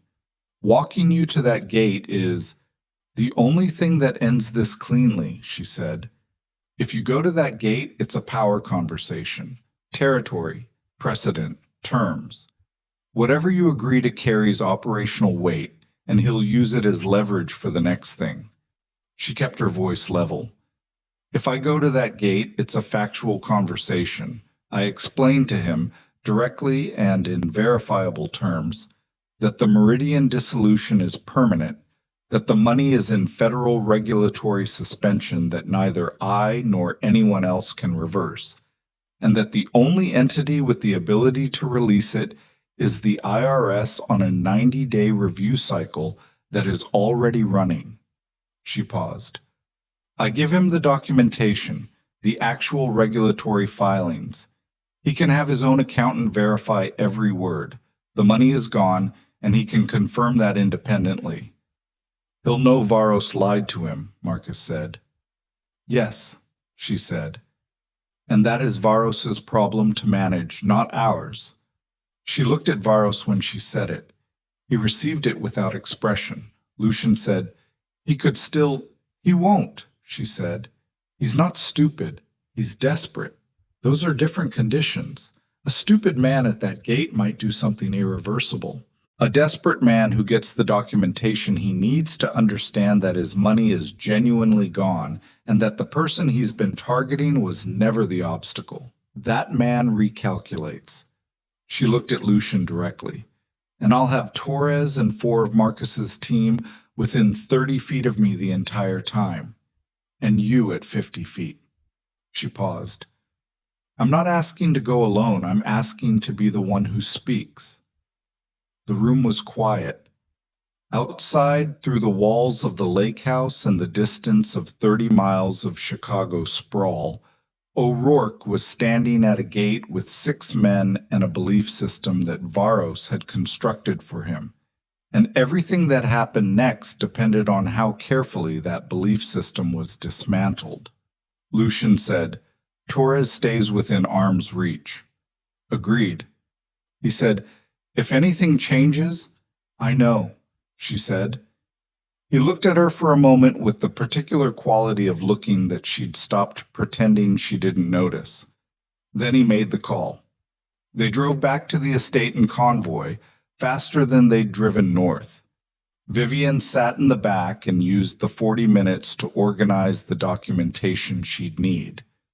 The actual Meridian dissolution filings, the regulatory suspension notice, the IRS processing acknowledgement, all of it from her bag, where she'd been carrying copies because she always carried copies, because she was the kind of person who anticipated needing the paper version of everything. She also took the folder with her name on it, Varos's forged case against her, and went through it page by page in the moving vehicle with a penlight Marcus provided without comment.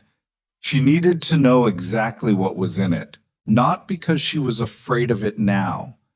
It was in her custody, its chain of origin documented, its fabrication demonstrable, but because understanding the full architecture of what Varos had built against her was information she intended to keep. Some of the forgeries were impressive.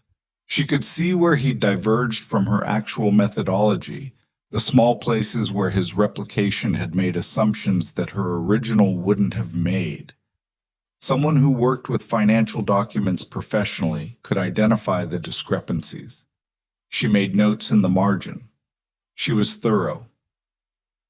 Lucian, beside her, watched her work and said nothing.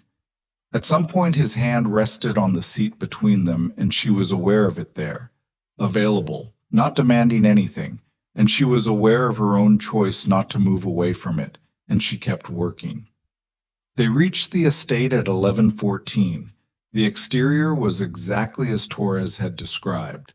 6 men visible at the east gate, O'Rourke among them, standing in the cold with the forced patience of someone who'd committed to a position and needed it to resolve before the temperature became a humiliation. The estate's security lighting caught them in full relief. They were not hiding. This was theater, and O'Rourke knew Lucian knew it was theater, and the acknowledgement of that was built into the display. Torres met them at the interior gate. He was a man who communicated almost entirely through physical positioning. Where he stood told you everything about what he assessed. He stood close to Vivienne when she got out of the vehicle, which told her he'd been briefed and had opinions about the briefing that he was professionally suppressing. She said, "I need you at my left shoulder the whole time, not behind me." He said, "Yes, ma'am." She said, "And don't do anything unless I ask you to or unless something changes fast. I'm going to be talking for a while and it's going to look tense. That's normal." He said, "Understood." She looked at Lucian one more time. He was standing at the vehicle door, and in the security lighting, he looked tired in a way she hadn't seen before. Not physically depleted, but weight tired, the kind of tiredness that comes from carrying something heavy for a long time, and finally seeing the moment when you might be able to put it down. She understood that feeling. She'd been carrying the same weight for 3 years under a different name. She said, "I'll be back in 10 minutes. He said, "I know." She walked to the east gate with Torres at her left shoulder and 2 of Marcus's men at a distance of 20 feet behind her, and the documentation in her arms, and the cold November air hitting her face, and her ribs complaining with every step on the uneven ground, and the stitches above her eye pulling slightly in the cold. And she walked like someone who was not afraid, because she had made the decision not to be afraid, and she had learned, over years, that the decision was the larger part of the condition. O'Rourke was shorter than she'd imagined. The men around him were larger, and in photographs she'd seen of him, he'd always been behind other people, which had created an impression of size that the reality didn't match. He was compact, somewhere in his mid-50s, with a face that had been weathered by outdoor winters and indoor stress in roughly equal measure. He looked at her when she stopped at the gate, and his expression did something she hadn't anticipated. It went uncertain, not afraid, uncertain. The specific uncertainty of a man who had been told who he was dealing with and is now confronting the actual person and finding that they don't match the version in his head. She said, "Mr. O'Rourke." He said, "Your heart."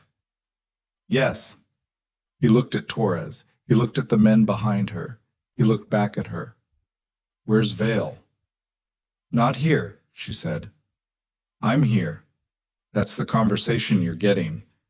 His jaw tightened. "I know what you asked for," she said. "And I'm telling you that what you asked for and what you're getting are different things.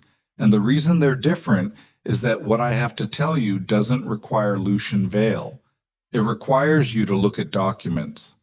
She held up the folder, not the Varos folder, the regulatory one. The Meridian Logistical Solutions Dissolution, the IRS Regulatory Suspension Filing, the Processing Acknowledgement. She extended it through the gap in the gate. He didn't take it immediately. He looked at it. She said, "The $6.2 million is not frozen by me. It's not frozen by Lucian Vale's organization. It is in federal regulatory suspension triggered by the automatic processing of a standard corporate dissolution filing. The dissolution was housekeeping. I didn't know your operation was routing through Meridian. I found out the same night your men introduced themselves to me on the Eisenhower." She kept her voice factual. No anger in it, because anger would let him make this about something other than the math. "The suspension will run 90 days from dissolution date. You are at day 22. On day 90, the IRS review cycle initiates. At that point, the funds are flagged for investigation because a dissolved shell company with active financial positions at dissolution is a standard audit trigger." She paused. "I cannot reverse the dissolution. No one can. The money is not coming back, Mr. O'Rourke. Not to you, not to anyone. It is going to be absorbed into a federal review process, and it is going to disappear." Silence. Cold air. The security lighting. O'Rourke said, "Varos told me." "Varos told you what he needed you to believe to make you useful," she said. "Varos needed your organization's pressure as a mechanism to create operational disruption on this side. The $6 million was the leverage he used to motivate you. He had no intention of recovering it and no ability to do so. He used your desperation and pointed it at me because I was the specific obstacle to the plan he'd been building for 2 years." She watched his face work through it. Not quickly. O'Rourke was not a fast processor. She could see that. He was the kind of man who ran things through twice before accepting them. She waited. One of the men beside him said something low in his ear. O'Rourke shook his head slightly. He said, "If Varos is currently at a location north of the city, providing comprehensive disclosure about his operations over the last 2 years," she said, "including his arrangement with your organization, including the representations he made to you about the Meridian funds and about my role in their suspension." She met his eyes. "He used you. Everything he told you about me and about the money was constructed to serve his plan. The highway was his play, not yours. You thought you were recovering what was yours, and he knew you'd never recover it because there was nothing to recover." The uncertainty on O'Rourke's face had deepened into something more specific. She identified it after a moment. It was the look of a man calculating how angry he was and discovering the answer was very, and trying to determine who deserved it most. She said, "Take the documents. Have your own accountant verify the regulatory status. Everything I've told you is in those papers, and all of it is independently confirmable. She pushed the folder further through the gap. Then make whatever decision you're going to make, but make it based on what's actually true. He took the folder. He stood there for a moment with it in his hands, and she watched him, and she thought about the print shop in Pilsen and the family that had lost 6 months, and the small businesses in 3 commercial corridors that Varos had used and discarded, and the young man at the desk in Evanston who was 26 years old and had made a choice that was going to cost him significantly. And she thought about all the collateral damage of patient plans and long game schemes, and the people who got used as instruments without ever knowing the full score. O'Rourke said, "The man on the highway, the one who hit you." She waited. He said, "That wasn't what I ordered." He said it carefully, without looking away from her face. "I ordered a message delivered. Physical contact wasn't—" He stopped. "That was not what I ordered." She looked at him for a long moment. She believed him, which was its own complicated fact. She believed him not because it made him sympathetic, but because it was consistent with the operational logic. A man trying to leverage her cooperation wouldn't want her seriously harmed, and the man with the pale eyes had gone further than leverage required, which meant someone in O'Rourke's organization had improvised or had received additional instruction from a source other than O'Rourke, from Varos. "Of course." She said, "I know." He looked at her. "The man who hit me was following instruction from someone other than you," she said. "That's part of what Varos is disclosing." Another silence. O'Rourke said, "We're done here." He said it to his men, not to her. He looked at her one more time, a look that she couldn't fully categorize, somewhere between acknowledgement and exhaustion. Then he said, "Ms. Hart." She said, "Mr. O'Rourke." He walked away from the gate with his men, back toward the vehicles she could see parked further down the private road, and she stood at the gate and watched him go and let herself breathe fully for the first time in what felt like days. Felt the ribs complain and breathed through it anyway, because the full breath mattered. Torres said quietly, "That's it?" She said, "That's it." She turned and walked back toward the estate. Lucian was 30 feet away. He'd moved closer at some point. She hadn't seen him move, but she hadn't been watching, and he was there now, just outside the estate's interior gate, hands at his sides, watching her come back across the ground between the gates and the security lighting. She walked toward him, and when she was close enough to read his face clearly, she saw that the tiredness was still there, but something else had arrived alongside it. Something that looked like the specific relief of a man who has been braced for a loss and has found that the loss has not occurred, and who doesn't quite know yet what to do with that. She stopped in front of him. She said, "He took the documents." Lucian said, "I know, I heard." He said, "What happened to your hands?" She looked down. The knuckles of her right hand were red from hours of sustained writing. There was an ink stain on her left index finger that she hadn't noticed. Her nails, which she kept short for practical reasons, had one broken on the right ring finger, caught somewhere in the evening and not registered until now. She said, "Work." He reached across the table and picked up her right hand, turned it palm up, looked at the redness along the knuckle line. He didn't say anything. He just held her hand in both of his and looked at it, and the specific deliberateness of that, the full attention of a man who was used to attention being currency, did something to her she hadn't budgeted for. She said, "Lucian?" "The record," he said. He still hadn't looked up from her hand. "The one we have on Varos, what happens with it?" She understood he was asking about the legal dimension, whether to go to authorities, whether to use it as private leverage, whether to file it, and let the system process it in whatever direction it went. She said, "The forged records against me go to a private attorney I trust. They get documented and sealed. If they ever surface in any official context, the documentation of their origin surfaces with them. That threat is neutralized." She paused. The evidence of Varos's parallel operation, the corrupt regulatory filings, the Pilsen situation, the others, I'd recommend we file it. State level, not federal. The filings were state filings. The harm was to state-licensed businesses. She looked at him. It's cleaner than using it as leverage, and the businesses that got hurt deserve the record to be corrected. He looked up at her then.